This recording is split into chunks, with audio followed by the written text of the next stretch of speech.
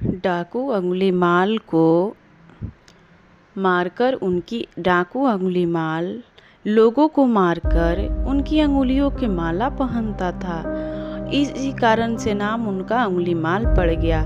लेकिन भगवान बुद्ध से मिलने के बाद वह डाकू से संत बन गया।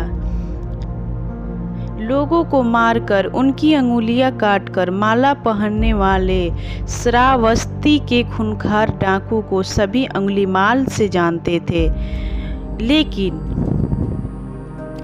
उनके बचपन का नाम अंगुलीमाल नहीं था और ना ही वह बचपन से हिंसक प्रवृत्ति का था, बल्कि वह एक भटका हुआ विद्वान ब्राह्मण था जिसे गुरु के श्राप के कारण लोगों की हत्याएं कर अंगुली काटनी पड़ी और इस कारण नाम उनका अंगुलीमाल पड़ा।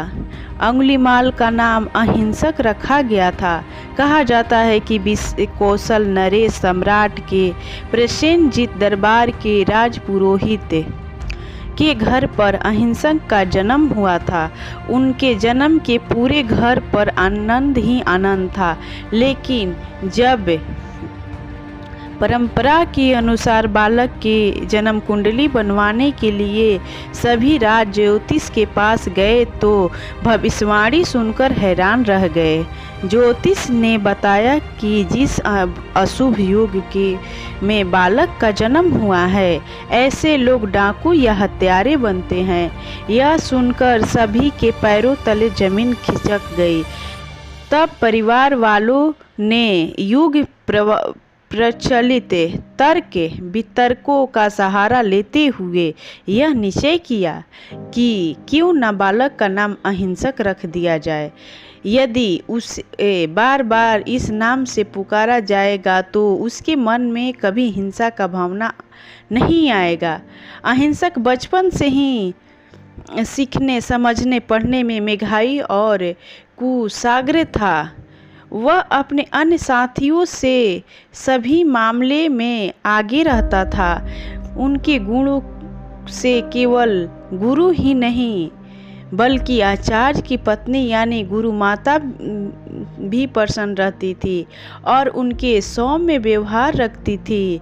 इस कारण अहिंसक के कुछ साथियों को उससे ईर्ष्या होने लगी। सभी अहिंसक से उलझने की कोशिश करते थे, लेकिन जीत अहिंसक की ही होती थी। तब एक दिन उसके साथियों ने अहिंसक को नीचा दिखाने की योजना बनाई और आचार्य के मन में अहिंसक के प्रति घृणा भाव उत्पन्न करने के लिए कह दिया कि वह अहिंसक गुरु माता के प्रति कुदृष्टि रखता है। यह सुनकर आचार्य जी का क्रोध नियंत्रण में नहीं रहा और उसने अहिंसक से कहा कि तुमने ब्राह्मण पुत्र कहलाने की योग्यता नहीं है। आचार्य ने अहिंसक को आदेश दिया कि तुम्हारी अंतिम शिक्षा तभी पूरी होगी जब तुम 100 व्यक्तियों की अंगुलियां काटकर लाओगे और तभी तुम्हें शिक्षा मिलेगी। आचार्य के आदेश का अहिंसक इतना धर्मानुकूल पालन करने लगा और हत्यारा बन गया। अहिंसक को डाकू अंगुलीमाल कहा जाता है क्योंकि आचार्य के आदेश पर वह लोगों को मारकर उनकी अंगुलियां काटने लगा। वह श्रावस्ती के जंगल में जाकर लोगों की हत्याएं करने लगा। वह जितनी हत्याएं करता था उनकी उंगलियों काटकर उनके मालाओं में पिरो लेता था, जिससे हत्यारे की गिनती की जा सके और अंगुलियां गायब न होए। इसी के कारण उसे अंगुलीमाल नाम मिला। कहा जाता है कि जब श्रावस्ती में अंगुलीमाल का भय था तभी भगवान गौतम बुद्ध अपना वर्षावास करने वहां आए हुए थे। लोगों ने गौतम बुद्ध को अंगुलीमाल के आतंक के बारे में बताया, लेकिन वे मौन धारण करते हुए जंगल की ओर चलने लगा। तभी पीछे से आवाज आई, रुका जा, कहा जा रहा है। बुध ठहर गए और पीछे मुड़कर देखे तो अंगुलीमाल खड़ा था और उनके गले में मृत लोगों की अंगुलियों का माला लटक रही थी। उसके डरावने रूप को देख कि बुध शांत और सरल थे। बुध में मधुर स्वर में कहा, मैं तो ठहर गया, भला तू कब ठहरेगा। बुध की निडरता और चेहरे पर तेज देखे अंगुलीमाल ने कहा, हे सन्यासी, क्या तुम्हें मुझसे डर नहीं लग रहा है? देख, मैंने लोगों को मारकर उनकी अंगुलियां को माला पहनी है। बुध बोले, भला मुझ तुमसे क्या डरना ही है तो उससे डरो जो सच में ताकतवर हो। इस पर अंगुलीमाल बोला, मैं एक बार में 10 लोगों का सिर काट सकता हूँ। बुध बोले, अगर तुम सच में ताकतवर हो तो जाओ पेड़ के 10 पत्ते तोड़ लाओ। अंगुलीमाल ने तुरंत पेड़ के 10 पत्ते तोड़ लाए और कहा, उसमें क्या है, कहो तो मैं पूरा पेड़ को उखाड़ लाऊं। बुध ने कहा, पेड़ उखाड़ने की आवश्यकता नहीं है। अगर तुम सच में ताकतवर हो तो इन तोड़े हुए पत्तियों को वापस में जोड़ दो।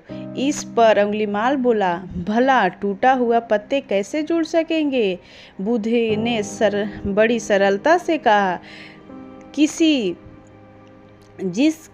की चीज को तुम जोड़ नहीं सकते, उसे तोड़ने का अधिकार तुम्हें कैसे मिला? यदि तुम मनुष्य का सिर जोड़ नहीं सकते हो तो काटने में कैसी बहादुरी? यह सुनकर अंगुलीमाल अवाक रह गया और बुध से कहा, मुझे अपनी शरण में लीजिए। यह कहते हुए अंगुलीमाल ने अपने तलवार नदी में फेंक दिए और बुध के चरणों में जा गिरा। भगवान बुध ने आ भिक्षु कहकर अंगुलीमाल को शिक्षा दी। यह भगवान बुध का चमत्कार ही नहीं जिससे अंगुलीमाल भिक्षु बन गया, यहाँ मुहैया सूचना बन गया। थैंक यू दोस्तों, आपको हमारे YouTube चैनल में बहुत स्वागत है। और आपको ये मेरी कहानी पसंद आई तो आप लाइक करना, सब्सक्राइब करना और बेल आइकन न दबाना भूलना। और मैं ऐसी कहानी लेके आती रहूँगी प्राचीन कथाओं की, तो आप हमारे साथ रहना।